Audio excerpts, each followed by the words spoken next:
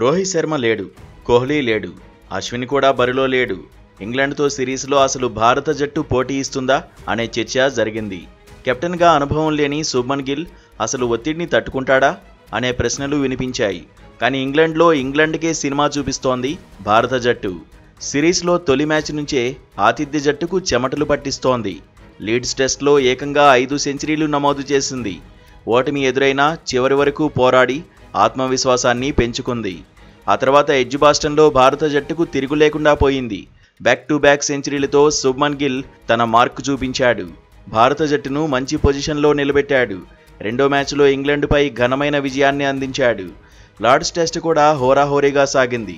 193 పరుగుల టార్గెట్ చేజ్లో భారత్కు అదృష్టం కలిసి రాలేదు. కానీ చివరి వరకు ఫైట్ చేసింది. టైలెండర్లతో కలిసి జడేజా ఆడిన తీరు సూపర్. ఆ తర్వాత డూ ఆర్ డై మ్యాచ్లో మాంచెస్టర్లోనూ మంచి ఫైట్ ఇచ్చింది. తొలి ఇన్నింగ్స్లో ఇంగ్లాండ్కు భారీ ఆధిక్యం దక్కినా రెండో ఇన్నింగ్స్లో భారత్ పరుగుల ఖాతా తెరవకుండానే 2 వికెట్లు కోల్పోయినా పట్టు వదల్లేదు. రాహుల్, శుభ్మన్ గిల్, ఆ తర్వాత వాషింగ్టన్ సుందర్, రవీంద్ర జడేజా సెంచరీల మోత మోగించారు.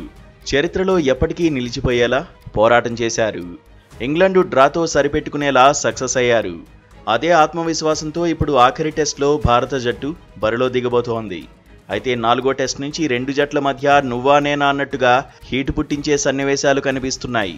షేక్ హ్యాండ్ వివాదం నుంచి పిచ్ అంశం వరకు హాట్ టాపిక్ అయ్యాయి. ఇలాంటి టైంలో భారత జట్టు దూకుడు చూపించాలనే కామెంట్స్ వినిపిస్తున్నాయి. మాటకు మాట, ఆటకు ఆట ఎందులోనూ తగ్గొద్దని ఎక్స్పర్ట్స్ సూచిస్తున్నారు.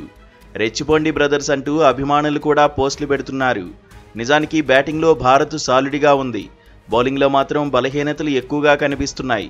ఆఖరి టెస్ట్లో గెలవడం భారత జట్టుకు చాలా అవసరం. మ్యాచ్ గెలవాలంటే సరైన బౌలింగ్ కూర్పు ఉండాల్సిందే. టీమ్ మేనేజ్మెంట్ కూడా ఎక్కువగా బ్యాటింగ్లో డెప్త్ కోరుకుంటోంది.